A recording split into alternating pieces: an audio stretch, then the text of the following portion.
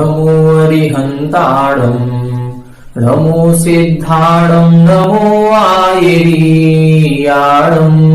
नमो वज्रायाणम् नमो लोये सवसाऊढम् तज्जयति परम् ज्योतिः समम् समस्तैरनन्तपरयायै दर्पणतलेव सकला प्रतिफलति पदार्थमालिका यत्र।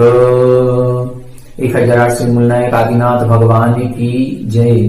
द्वासांग जिनवाणी माता की जय। आचार्य श्रेष्ठ आचार्य गुरुवर श्री 108 अमृत चंद्र स्वामी महाराज की जय। आचार्य श्रेष्ठ आचार्य गुरुवर श्री 108 विद्यासागर जी महाराज की जय। जगत पूज्य निर्यापक श्रवण मुनि पुंगव श्री 108 सुधा सागर जी महाराज की जय। समस्त मुनि संघ की जय। आलोक मोदी स्वाध्याय सुधा यूट्यूब चैनल पर आप सभी दर्शकों का एक बार पुनः हार्दिक स्वागत, हार्दिक अभिनंदन। श्री अमृत चंद्र स्वामी जी द्वारा विरचित श्री पुरुषार्थ सिद्धि उपाय ग्रंथराज की इस स्वाध्याय श्रृंखला में हम सभी श्रावक चर्या को समझ रहे हैं और श्रावक चर्या का कथन करते हुए आचार्य महाराज ने कहा था कि सबसे पहले 5 पापों का स्थूल रूप से त्याग होना चाहिए। 5 पापों का त्याग कैसे करें, तब उन्होंने 5 पापों का वर्णन करना प्रारंभ किया, जिसमें उन्होंने बताया था कि हिंसा पाप प्रमुख पाप है, सबसे मुख्य हिंसा है। हिंसा के त्याग के लिए ही बाकी अन्य 4 पापों का उपदेश दिया गया, क्योंकि जब तक झूठ, चोरी, कुशील और परिग्रह ये 4 पाप रहेंगे, ये हिंसा को पुष्टि ही करेंगे। इनसे हिंसा पाप ही वृद्धिंगत होता है, अहिंसा धर्म की प्रवृत्ति नहीं हो सकती। अतः हिंसा से पूर्ण रूप से बचने के लिए इन बाकी 4 पापों का भी उपदेश दिया गया कि जैसे हिंसा का त्याग करें, अब हिंसा से बचने के लिए, अहिंसा धर्म का पालन करने के लिए हमें बाकी इन 4 क्रियाओं का भी त्याग करना होगा। आचार्य महाराज ने जो हिंसा पाप का व्याख्यान दिया वो बड़े ही विस्तार के साथ और बड़ी ही सूक्ष्मता से किया। हिंसा पाप से संबंधित क्या क्या दोष लगते हैं, ऐसे सूक्ष्म से सूक्ष्म रहस्यों का उद्घाटन आचार्य महाराज ने किया है। हिंसा पाप के व्याख्यान के बाद हमने पिछली कक्षा में असत्य पाप का व्याख्यान प्रारंभ किया था। वहां पर उन्होंने असत्य की परिभाषा बताई थी कि असत्य या झूठ किसे कहते हैं, फिर उसके बाद असत्य के भेद कितने होते हैं, इसको हमने समझा था। तब आचार्य महाराज ने कहा था कि जो अप्रशस्त रूप होता है या जो सत्स्वरूप नहीं होता है, या जो जिस रूप में हमने सुना है, जिस रूप से देखा है, जिस रूप से वस्तु पाई जाती है, उस रूप से उसका कथन नहीं करना ही असत्य कहलाता है। इस असत्य को कहने में मुख्य रूप से हमारा प्रमाद या हमारे कसाय रूप परिणाम ही कारण होते हैं। राग द्वेष के कारण से या क्रोध, मान, माया, लोभ आदि जो कसाय रूप प्रवृत्ति हमारी होती है, इन कसाय रूप प्रवृत्ति या असावधानी पूर्वक प्रवृत्ति से ही हम प्रमाद सहित होते हैं, और प्रमाद सहित होने पर ही हम जो वस्तु जिस रूप में होती है उस रूप में कथन ना कर करके हम अपने हिसाब से उसका अन्य रूप से कथन करते हैं। और जब जिस रूप में वस्तु उपस्थित है उस रूप में कथन नहीं किया जाता है, उसी को हम असत्य वचन कहते हैं। ऐसे असत्य वचन के आचार्य महाराज ने 4 भेद दिए थे। सबसे पहला बताया था विद्यमान का अस्तित्व नहीं मानना।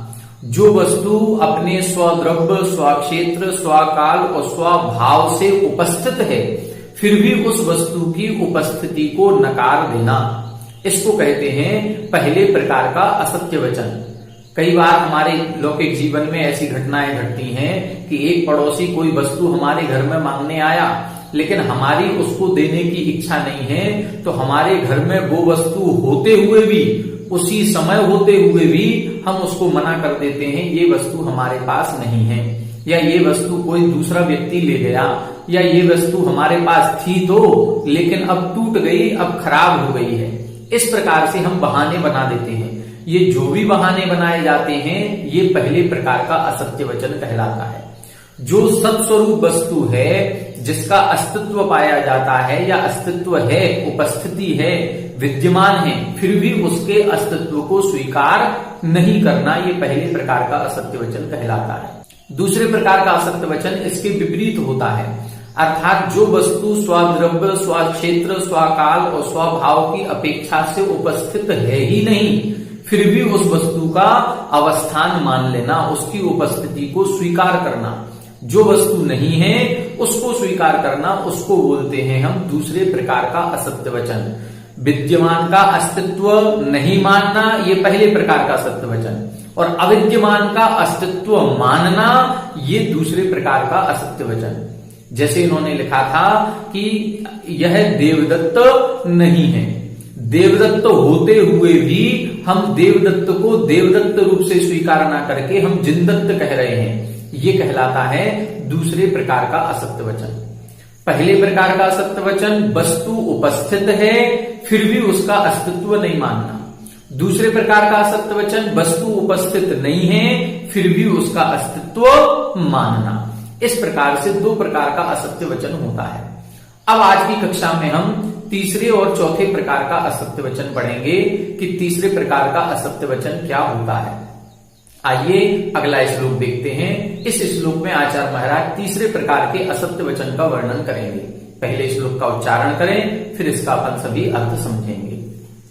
वस्तु सदपि स्वरूपात्, वस्तु सदपि स्वरूपात् पररूपेणा विधीयते यस्मिन्, पररूपेणा विधीयते यस्मिन् अनृतमिदं च तृतीयम्, अनृतमिदं च तृतीयम् विज्ञेयं गौरिति यथा स्वः, विज्ञेयं गौरिति यथा स्वः।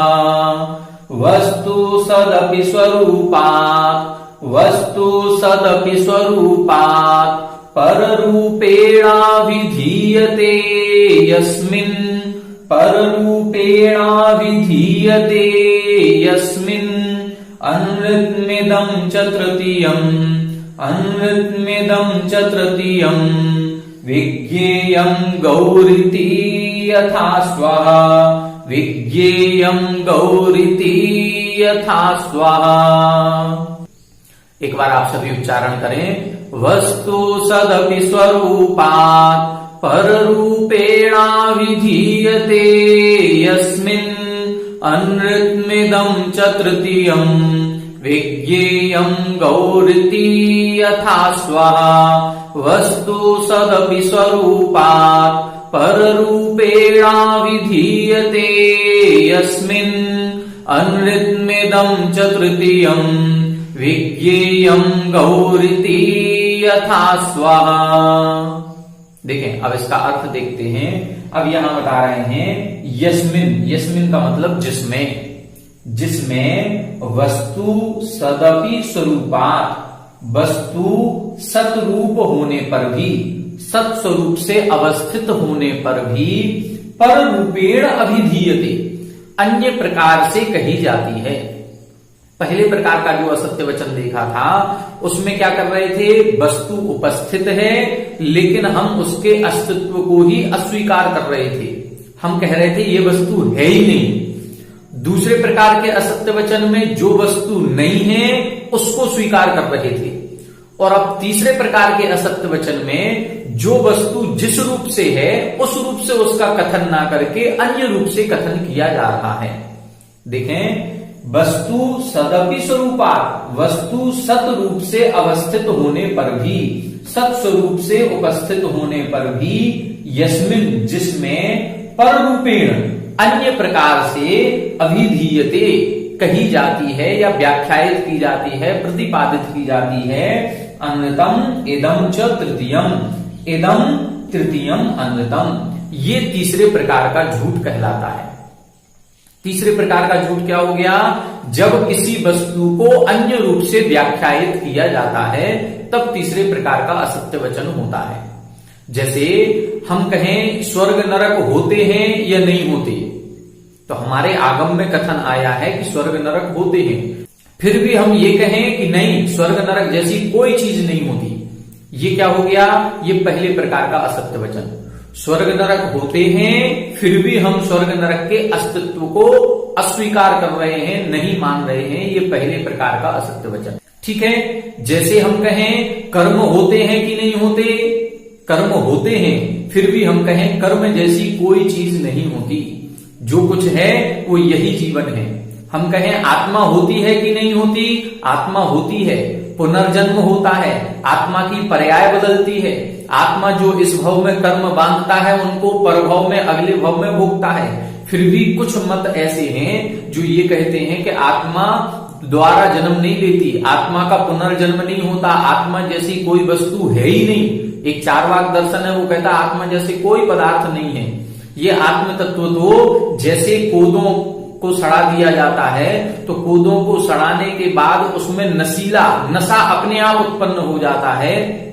जब तक वो कोदों नहीं सड़ाए गए थे तब तक उनमें नशा नहीं था, लेकिन कोदों के सड़ते ही उसमें नशा अपने आप से उत्पन्न हो जाता है। उसी प्रकार से आत्म तत्व पंचभूतों के मिलने पर अपने आप उत्पन्न हो जाता है। तो ऐसे भी कुछ मत हैं जो कहते हैं कर्म जैसी कोई चीज नहीं है, आत्मा जैसी कोई चीज नहीं है। तो आत्मा के अस्तित्व को स्वीकार नहीं करना, कर्म के अस्तित्व को स्वीकार नहीं करना, स्वर्ग नरक के अस्तित्व को स्वीकार नहीं करना, जम्बू द्वीप, नंदीश्वर द्वीप, असंख्यात द्वीप समुद्र हैं, इनके अस्तित्व को स्वीकार नहीं करना, ये क्या कहलाएगा? ये पहले प्रकार का असत्य वचन कहलाएगा। इसको कहेंगे हम विद्यमान वस्तु के अस्तित्व को नहीं मानना। ये पहले प्रकार का असत्य वचन। जो वस्तु है फिर भी हम उसको अस्वीकार कर रहे हैं। दूसरे प्रकार का असत्य वचन क्या कहलाएगा?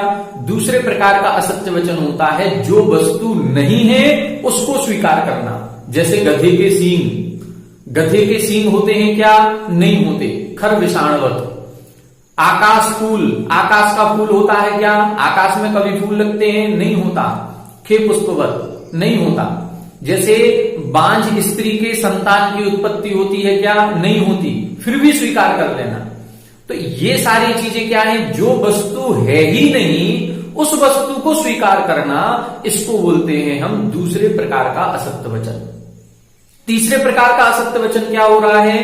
तीसरे प्रकार के असत्य वचन में जो वस्तु है सदपि, जैसे स्वर्ग नरक है, कर्म है, आत्मा है, इस प्रकार से ये जितने भी पदार्थ कहे गए ये सब कुछ है, फिर भी इसको इसी रूप से नहीं मानना जैसा आगम में कहा गया है, जैसा केवली भगवान ने कहा है उस रूप से ना स्वीकार करके अन्य रूप से स्वीकार करना। जैसे कई लोग कहते हैं कि स्वर्ग नरक जैसी कोई चीज नहीं होती, कि ऊपर 16 स्वर्ग हैं, नीचे 7 नरक हैं। ये स्वर्ग नरक तो सुख और दुख का कथन है। इसी मध्य लोक में हमारे घर में ही, हमारे समाज में ही स्वर्ग है, हमारे घर और हमारे समाज में ही नरक है। जहां लड़ाई झगड़े होते रहते हैं, कसाय होती रहती है, वो नरक है, और जहां पर प्रेम भाव रहता है, वात्सल्य स्नेह भाव रहता है, वो ही स्वर्ग है। तो यहीं पर उन्होंने सब कुछ स्वीकार कर लिया, स्वर्ग नरक जैसी वस्तु को स्वीकार नहीं किया।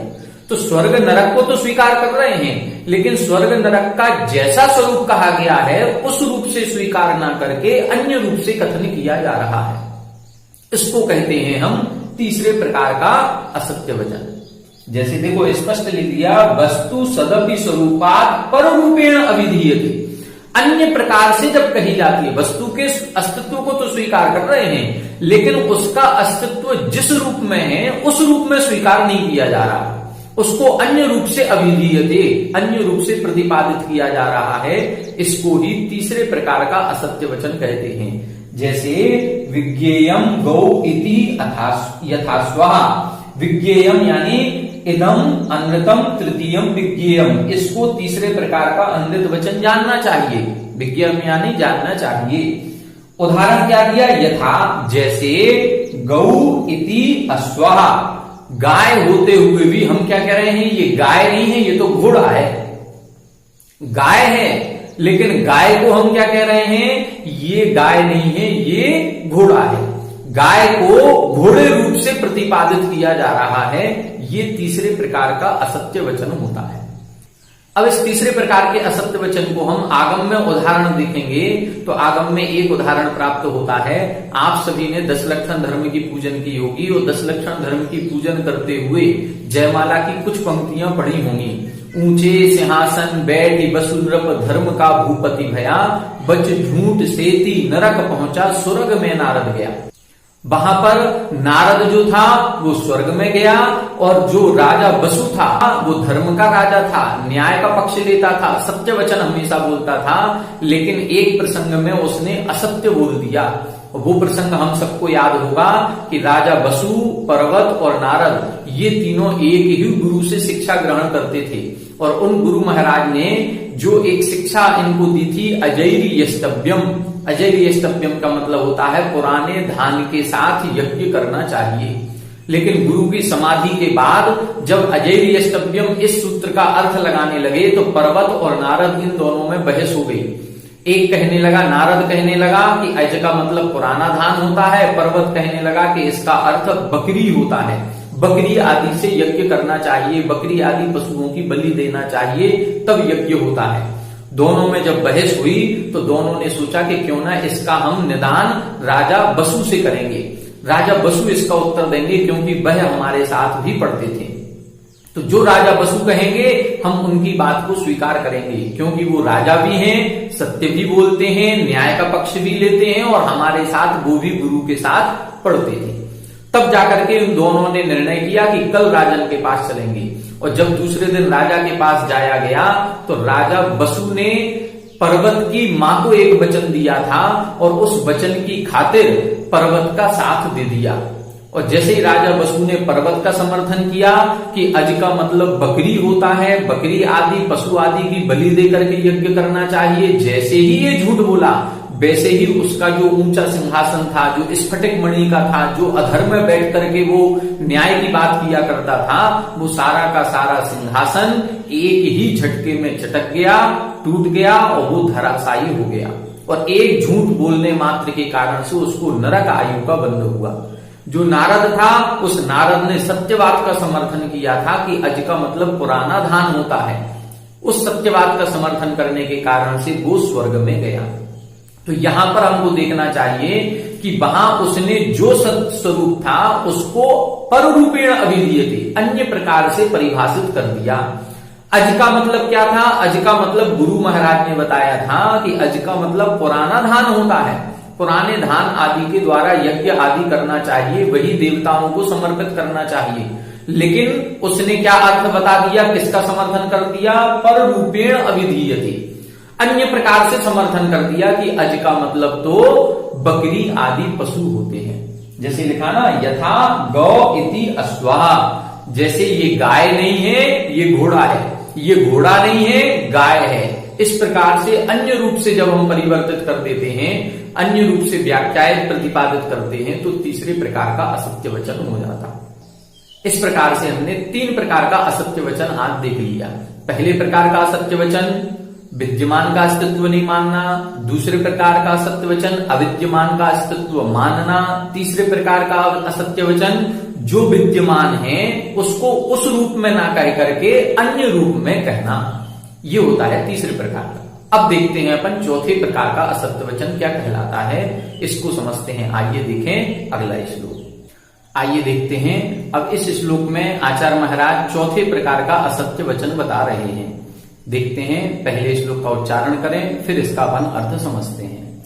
गर्हितमवद्य संयुत, गर्हितमवद्य संयुत, मप्रियमपि भवति वचन रूपम यत्, मप्रियमपि भवति वचन रूपम यत्, सामान्येन त्रेधा, सामान्येन त्रेधा, मतमिदमनृतं तुरीयं तु, मतमिदमनृतं तुरीयं तु, गर्हितमवद्य संयुत, गर्हितमवद्य संयुत, मप्रियमपि भवति वचन रूपं यत्, मप्रियमपि भवति वचन रूपं यत्, सामान्येन त्रेधा, सामान्येन त्रेधा मतमिदमनृतं तुरीयं तु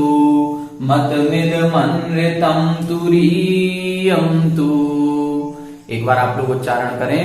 गर्हितमवद्य संयुत मप्रियमपि भवति वचन रूपं यत् सामान्येन त्रेधा मतमिदमनृतं तुरीयं तु। गर्हितमवद्य संयुत मप्रियमपि भवति वचन रूपं यत् सामान्येन त्रेधा मतमिदमनृतं तुरीयं तु। देखें, अब इसका अर्थ देखें। यहां चौथे प्रकार का असत्य वचन बता रहे हैं। वास्तविकता में कह रहे हैं असत्य वचन, लेकिन यहां पर ऐसे सत्य वचन की बात की जा रही है कि हम कई बार ऐसा सत्य वचन भी बोल देते हैं जो दूसरे को कष्टकारक हो जाता है, जो दूसरे में बैर उत्पन्न करा देता है, जो दूसरों में लड़ाई झगड़ा उत्पन्न करा देता है, जो दूसरों में भय उत्पन्न करा देता है, या ऐसे वचन जिनको बोलने से भले हम सत्य बोल रहे हैं लेकिन हमारे बोलने से जब अन्य लोग पाप रूप प्रवृत्ति करने लग जाएं, पापों में प्रवृत्त हो जाएं, तो उसको हम चौथे प्रकार का झूठ या असत्य बोलते हैं। कई बार हम दूसरों की निंदा करने लगते हैं, बुराई करने लगते हैं। किसी की बुराई पता चली नहीं और हमने उसको प्रचारित किया नहीं। जैसे ही किसी की बुराई पता चलती है, हम एक से दूसरे में, दूसरे से तीसरे में, चौथे में, और पता नहीं कितने लोगों तक वो बुराई पहुंच जाती है। तो हमने उसके दोषों को देखा, वो वास्तविकता में उसमें दोष था। मान लो कोई व्यक्ति है, वो गुटखा खाता है, सिगरेट पीता है, शराब पीता है, या कुछ और भी अन्य कोई दुर्गुण उसके अंतर्गत हैं, और हमें वो यदि पता चल गए तो वो दुर्गुण उसमें हैं। हमने जो देखा वो भी सही देखा, लेकिन यदि हमने उसको प्रचारित कर दिया तो हमने सत्य ही बोला है, हमने कोई गलत नहीं बोला, लेकिन उसको प्रचारित करना भी हमारे असत्य की कोटि में आएगा। क्यों आएगा? क्योंकि इससे उसकी निंदा हुई है, इससे उसको कष्ट पहुंचेगा, उसका अपवाद होगा, सारे लोग उसकी बुराई करेंगे। हो सकता है उस अपवाद के कारण से वो आत्महत्या भी कर ले, पता नहीं उसको कैसा टेंशन हो जाए और उस टेंशन में आकर के वो कैसा कदम उठा ले। तो ये चौथे प्रकार का असत्य वचन के अंतर्गत आता है। आइए पहले श्लोक का अर्थ देखें, फिर अपन इसको और विस्तार के साथ समझेंगे। देखें इसका अर्थ देखें। गर्हितम अवद्य संयुतम अप्रियम, तीन प्रकार से लिखा। गर्हितम मां इधर आएगा, फिर आ निकलेगा अवद्य संयुतम, मां इधर आ जाएगा, फिर इसमें से आ निकलेगा अप्रियम। तो गर्हितम पहला प्रकार का, अवद्य संयुतम दूसरे प्रकार का, और अप्रियम तीसरे प्रकार का। ये जो चौथे प्रकार का असत्य वचन है, इस चौथे प्रकार के असत्य वचन को तीन प्रकार से परिभाषित किया गया। तीन प्रकार कौन कौन से?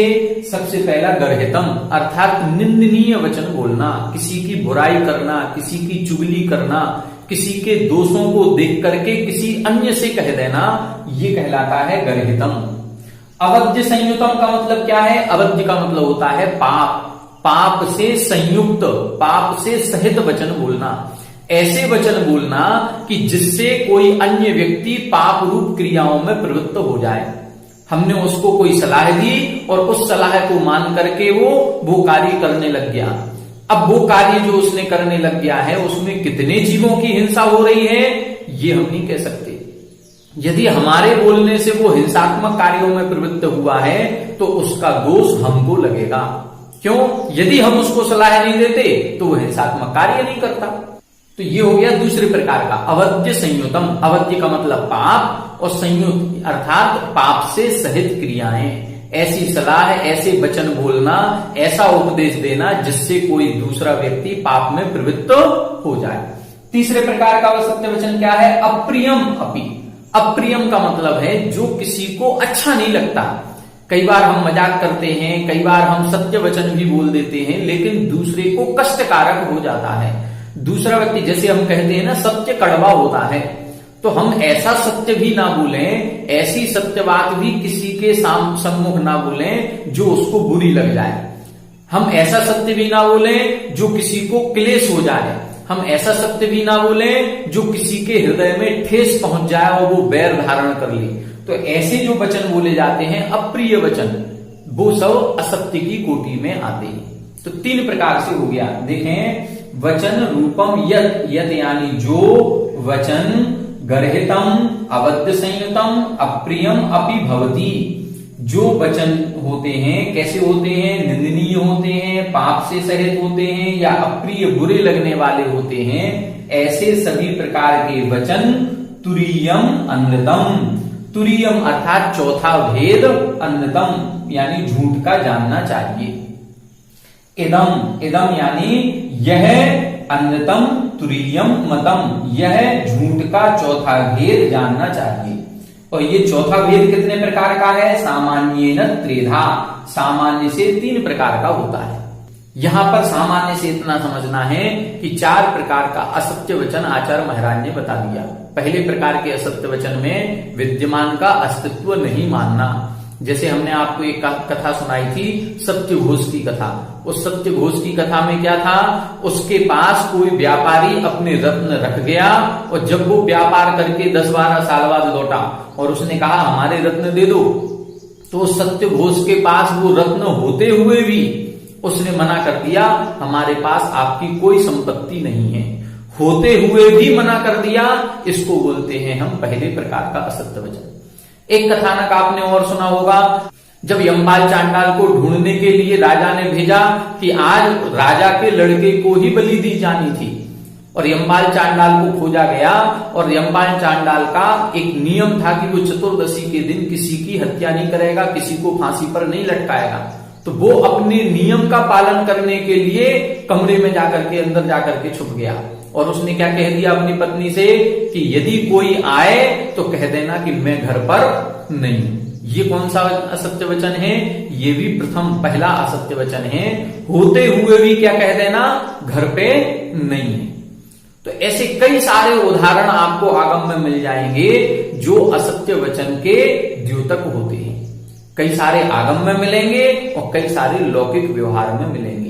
तो 2 प्रकार का असत्य वचन हो गया। पहले में विद्यमान का अस्तित्व नहीं मानना, दूसरे में अविद्यमान का अस्तित्व मानना, तीसरे में जो वस्तु जिस रूप में है उसको अन्य रूप से व्याख्यायित करना।